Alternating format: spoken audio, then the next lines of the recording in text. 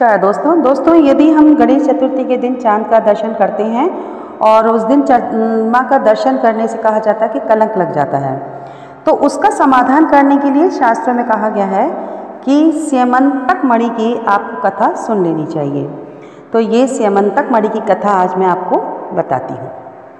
सत्येंद्रजीत यादव ने भगवान सूर्य नारायण की प्रार्थना करके सिद्धिदाता स्यमंतक मणि की प्राप्ति कर ली थी। वह उसे नित्य अपने गले में पहनते थे। एक दिन वे भगवान कृष्ण की सभा में चले गए। वहाँ उसे कई यादवों ने इस मणि को भगवान श्री कृष्ण को समर्पण कर देने के लिए कहा, परंतु उसने इस बात का यूं ही कहा सुनी करके टाल दिया। एक दिन उसका भाई प्रसेनजीत उस मणि को लेकर जंगल में शिकार खेलने के लिए चला गया। वहाँ उसे एक शेर ने मार दिया।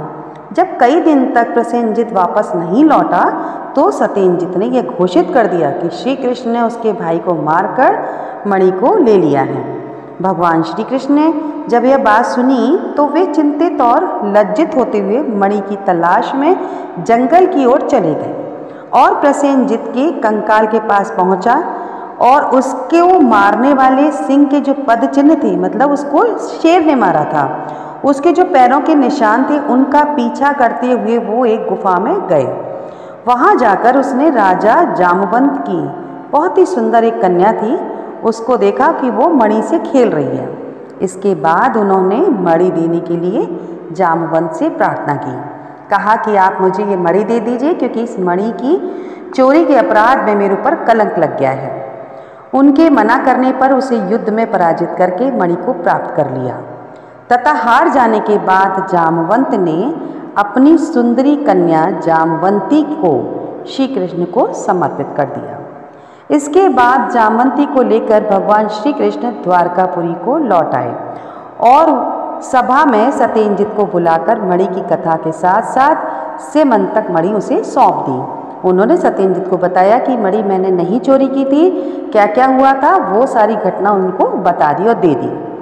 जब सत्येंद्रजीत ने इस कथा को सुना तो उन्हें बहुत ज़्यादा लज्जा आई और उन्होंने अपनी लड़की सत्यभामा का विवाह भगवान श्री कृष्ण के साथ कर दिया और स्यमंतक मणि उसे गहने में प्रदान कर दी।